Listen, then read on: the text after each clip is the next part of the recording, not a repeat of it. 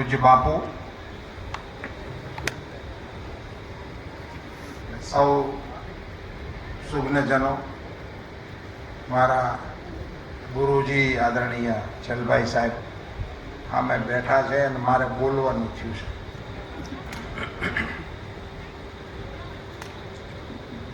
મંચ પર બિરાજમાન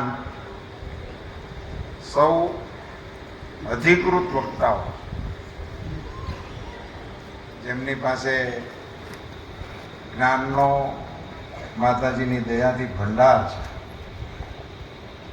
એવા લોકો પાસેથી આપણે સાંભળવાનું છે.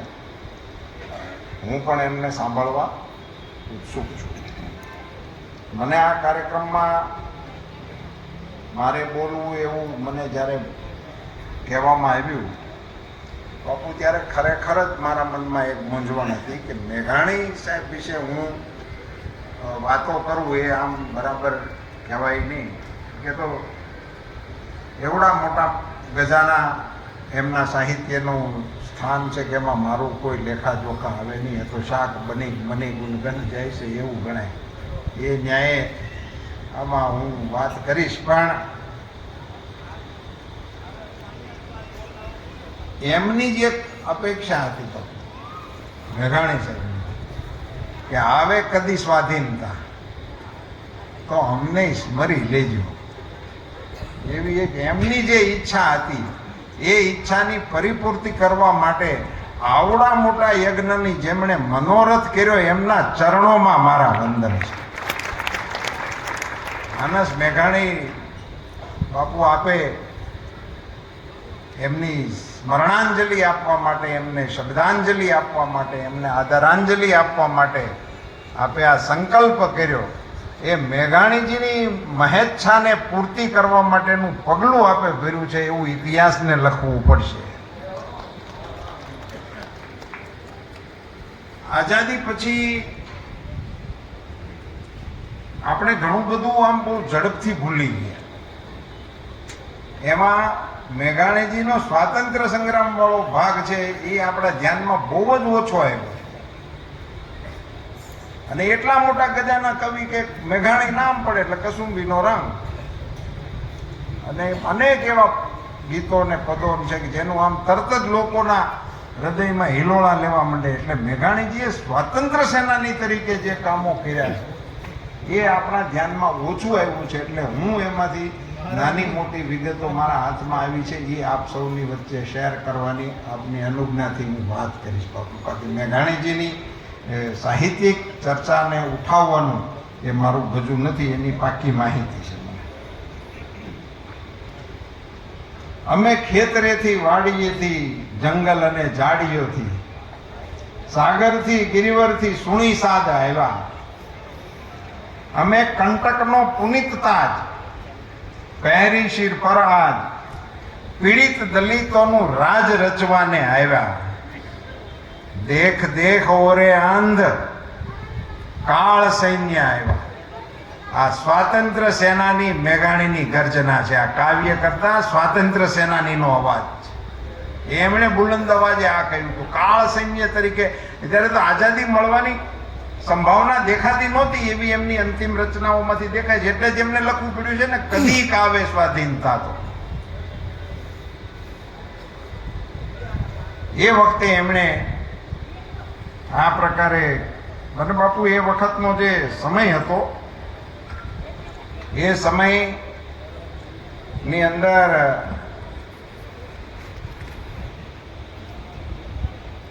દયાનંદ સરસ્વતીજી અને થિયોસોફિકલ સોસાયટી અને રામકૃષ્ણ મિશન, આ ત્રણ પરિબળો ભારતની અંદર એ વખતે પ્રભાવક હતા. ત્યારે મેઘાણીજીના જન્મની આસપાસના દિવસોમાં, અને એને કારણે, એ પ્રભાવને કારણે મેઘાણીજીની ઉપર પણ એમની ખૂબ મોટી અસરો જોવા મળે છે. મેઘાણીજી તો ઘણા બધા વિસ્તારોમાં ભણ્યા. રાજકોટ, ડાઠા, પાળિયાદ, બગસરા, અમરેલી, આટલી જગ્યાએ મેઘાણી સાહેબ ભણ્યા. મેટ્રિક પાસ અમરેલીમાં થયા અને મેઘાણી સાહેબ જે સ્કૂલમાંથી મેટ્રિક પાસ થયા એ સ્કૂલમાં થોડો સમય મારે નોકરી કરવાનો મને અવસર મળ્યો હતો.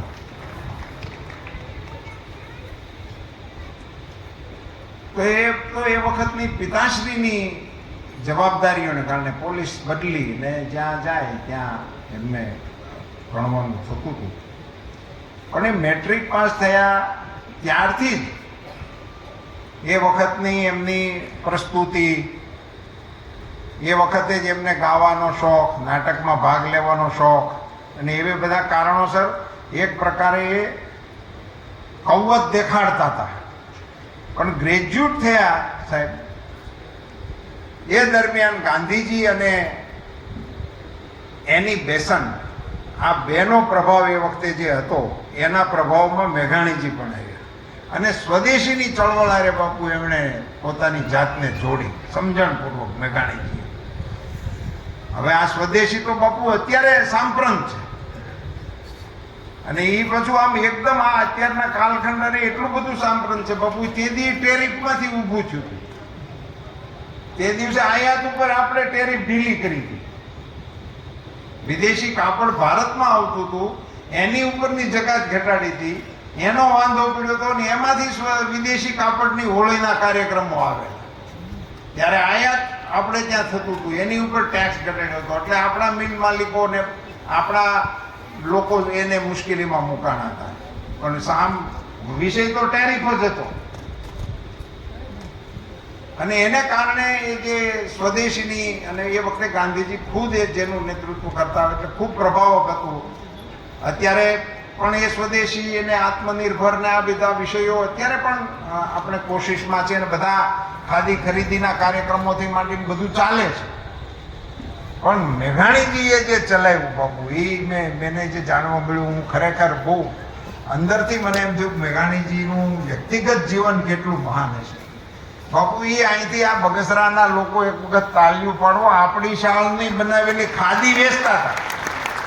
બગસરાની શાળમાંથી બનાવેલી ખાદીનું પોટકું વેચવા નીકળેલા છે ઝવેરચંદ મેઘાણી. મને ખ્યાલ નથી, મેં જોયું નથી, પણ નાનું નાનું એવું સ્મરણ છે. શાહીની ટીકડીઓ વેચતા,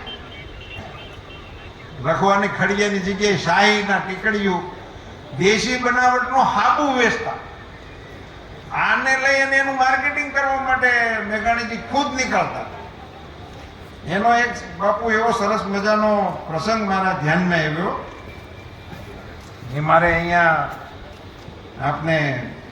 આપની સાથે મારે શેર કરવો છે. તો સ્વદેશી પ્રત્યેની એની લાગણી અને એનો તાર કેટલો બધો મજબૂત હશે.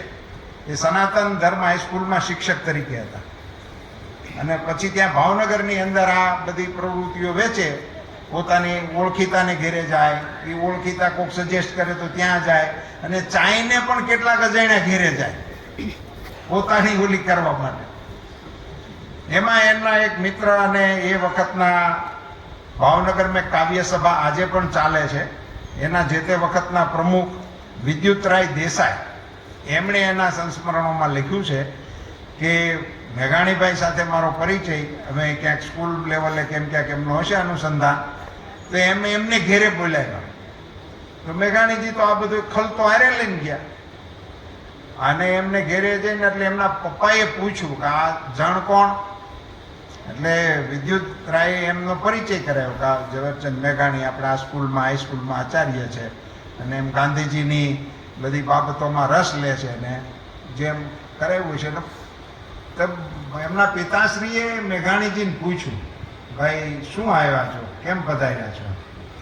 તો મેઘાણીજીએ કીધું, હું આ સ્વદેશીનો પ્રચાર કરું છું અને આ અમારી પાસે દેશી સાબુ છે, આ અમારી બગસરાની ખાદી છે અને આવી શાહીની ટીકડીઓ છે અને આવું બધું છે અને આપને અનુકૂળ હોય તો હું આપું. તો બધા બાપુજીએ એને એવું કીધું કે કેટલી કિંમતનું છે આ બધું?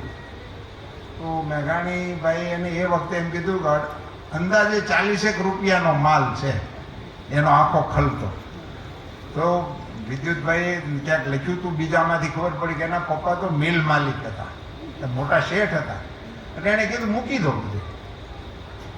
એટલે મેઘાણીભાઈ થેલો મૂકી દીધો એને તો આખે આખું હાગમટે આવું ગ્રાહક પહેલેથી મળે એવું તો એનું ધ્યાનમાં નહીં, એટલે ખુશ થઈ ગયા અને એ થેલો મૂકીને બહાર ગયા. એટલી વારમાં બાપુ અહીંયા આત્મમંથનનો વિષય આવે છે. મેઘાણીજી ડેલીની બહાર નીકળ્યા, એના મગજમાં વિચાર આવ્યો કે હું વસ્તુ વેચવા આવ્યો તો કે વિચાર વેચવા આવ્યો. હા, ઝવેરચંદ મેઘાણી છે. આ 40 રૂપિયામાં એને કઈ પૂછ્યું નહીં, શું છે કઈ જોયું નહીં અને હા પડી દીધી. અને હું ઈ તો ઠીક સમજ્યા કે હું એમને મૂકીને આવ્યો. મેઘાણીજી પાછા આવ્યા અને એ થેલો પાછો ઉપાડ્યો. તો એલા બાપાએ કીધું ભાઈ કેમ? તો કે તમે કઈ પૂછ્યું નથી આ ચીજ વસ્તુ અંગે. આમાં આટલી આટલી ચીજ છે, એ તમે કહો તો હું તમને સમજાવું, સમજીને તમારે લેવી હોય તો મારે વેચવી છે, ઝાંગડ નથી વેચવી. સ્વદેશી અંગેનો એમનો કન્સેપ્ટ કેવો હોય છે સાહેબ. આજે આપણે વાર તહેવારે ગમે એનું પ્રોજેક્શન કરવા માટે નીકળતા હોય ને કાર્યક્રમ પત્યા પછી જય શ્રી રામ, એને બદલે એને મેઘાણીજીનું કમિટમેન્ટ કેવું છે સ્વદેશી માટે. અને પછી વિદ્યુતરાયે લખ્યું છે સાહેબ કે મારા બાપુજી એની હારે ચર્ચા કરી, બધું સમજ્યા ને બધું લીધું. આ સ્વદેશી આંદોલનની અંદર એમનો એણે જે કંઈ કીધું છે એટલે મેઘાણીભાઈ એની હારે દલીલો શરૂ કરી કે આપણે આપણી બનાવટનો વાપરવો જોઈએ. મારી પાસે છે તો કે એવું આપણી બનાવટનું ને એવું ભાઈ મારે ન પોહાય, મારે સસ્તો હોવો જોઈએ ધોબી. એટલે કંઈ માન્યો જ નહીં. તો છેવટે મેઘાણીભાઈ એને અડધો લાટો મફતમાં આપ્યો કે ભાઈ આ તું વાપર અને કાલ હું તને પૂછવા આવે કેવી રીતે આ કામ કરે છે, તારામાં તું જે વાપરસ ને મારા લાટામાં શું ફાયદો છે. અડધો લાટો મફત 2 આનાનો મેઘાણીભાઈએ ભાવનગરની અંદર એક ધોબીને આપ્યો છે. મેઘાણીભાઈ એક અજાણ્યો માણસ, એક ધોબી જેવો માણસ, એને ઠસાવવા માટે 2 આનાની કિંમત નથી બાપુ અત્યારે, તે દિવસે તો 2 આના ગાડાને પૈડા જેવા થતા છે, પણ એને આપ્યું. આના આધારે મને એવું લાગે છે બાપુ કે મેઘાણીભાઈ એ આપણા સાહિત્યની અંદર તો જે એમનો રૂઆબ થયો એ એમની રચનાઓ થઈ, પણ એણે સ્વતંત્ર સેનાની તરીકે ખૂબ મોટું કામ કર્યું હતું. બાપુ મને જે